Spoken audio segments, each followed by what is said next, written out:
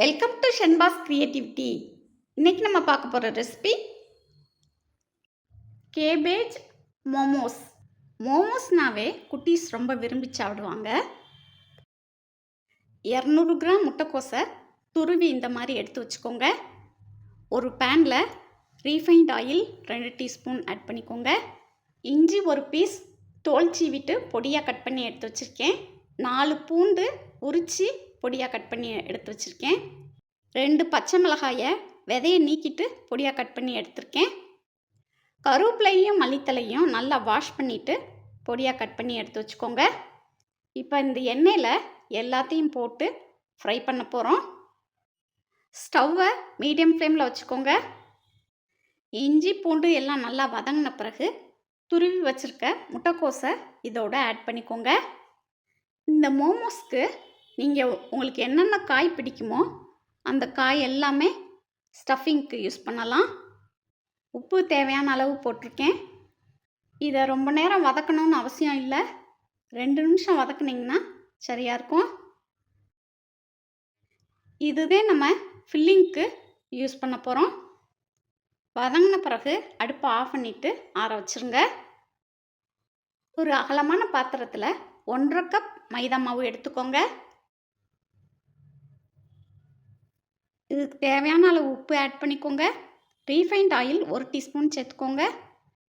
இதை நல்லா ஒரு தடவை மிக்ஸ் பண்ணி விட்டுட்டு தண்ணி கொஞ்சம் கொஞ்சமாக சேர்த்து சப்பாத்தி மாவு பிணையிற மாதிரி சாஃப்டான மாவாக பிசைஞ்சு எடுத்துக்கோங்க. ஒரு சிலர் குக்கிங்க்கு மைதா மாவு யூஸ் பண்ண மாட்டாங்க. அவங்கெல்லாம் மைதா மாவுக்கு பதிலாக கோதுமை மாவு யூஸ் பண்ணி மோமோஸ் பண்ணலாம். இந்த மாதிரி சாஃப்டாக பிசைஞ்சுக்கோங்க. பிசைஞ்ச பிறகு அந்த மாவை 20 நிமிஷம் ஊற விடுங்க.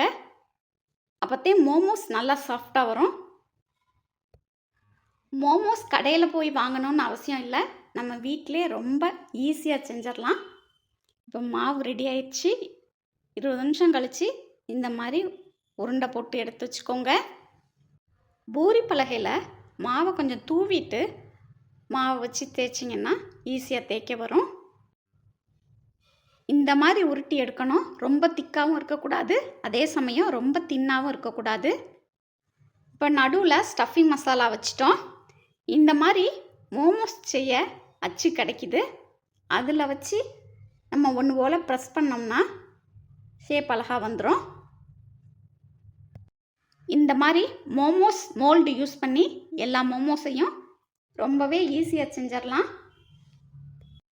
நடுவில் மாவு எல்லாத்தையுமே சேர்த்து லேசாக ப்ரெஸ் பண்ணி விட்டிங்கன்னா நம்ம நடுவில் வச்சுருக்கிற ஸ்டஃபிங் வெளியே வராமல் இருக்கும்.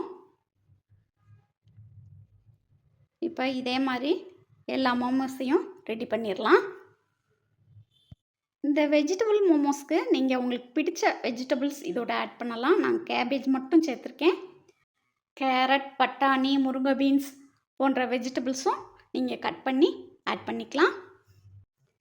இது மாதிரி வெஜிடபிள்ஸ்க்கு பதிலாக நம்ம சிக்கன் பீசஸ் வேக வச்சு பொடி பொடியாக உதுத்தி விட்டு வெஜிடபிள்ஸ்க்கு பதிலாக சிக்கனை சேர்த்து இதே மெத்தடில் செஞ்சிங்கன்னா சிக்கன் மோமோஸ் அருமையாக வரும்.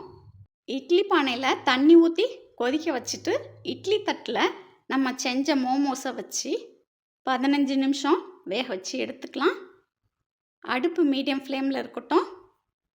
மோமோஸ் எல்லாமே நல்லா வெந்துருச்சு.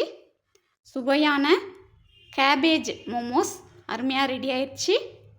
இதுக்கு மோமோஸ் சட்னி சைடிஷ்ஷாக வச்சு சாப்பிட்லாம். டேஸ்ட் ரொம்ப அருமையாக இருக்கும். நீங்களும் இந்த ரெசிபி கண்டிப்பாக உங்கள் வீட்டில் ட்ரை பண்ணி பாருங்கள். இது வரைக்கும் நம்ம சேனலை சப்ஸ்கிரைப் பண்ணாதவங்க மறக்காமல் சப்ஸ்கிரைப் பண்ணி வச்சுக்கோங்க. தேங்க்யூ.